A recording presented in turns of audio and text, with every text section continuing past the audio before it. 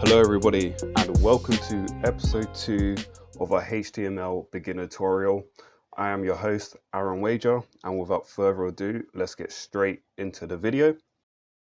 So in today's video, it's all about setting up your code editor so you're in a position where you're able to write code. A code editor is simply a text editor that is specialized for writing software. On your computer, on your phones, you have a notebook or notepad, and that is simply a text editor. You can literally write software on that.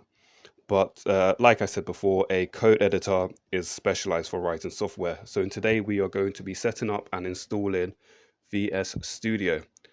So first thing you want to do is you want to go to the website listed above. Click on the type of version you need. So for me, it's Windows, and just let that download. Once that is downloaded, you want to open up the software. Click Next. Click any of the options if they apply to you.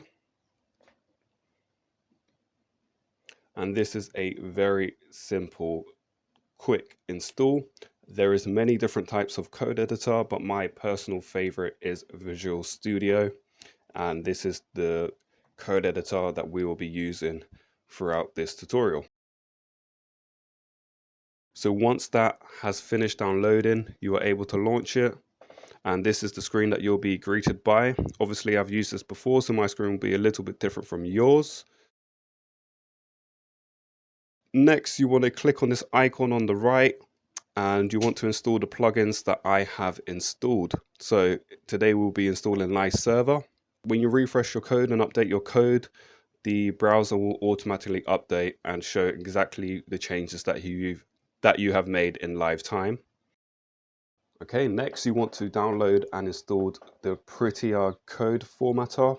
This is a simple plugin that will just make it easier to format your code, and it is something that I've been using throughout my journey. Okay, and once that is all installed, you are ready to begin, and I will see you at episode 3. Thank you very much for watching,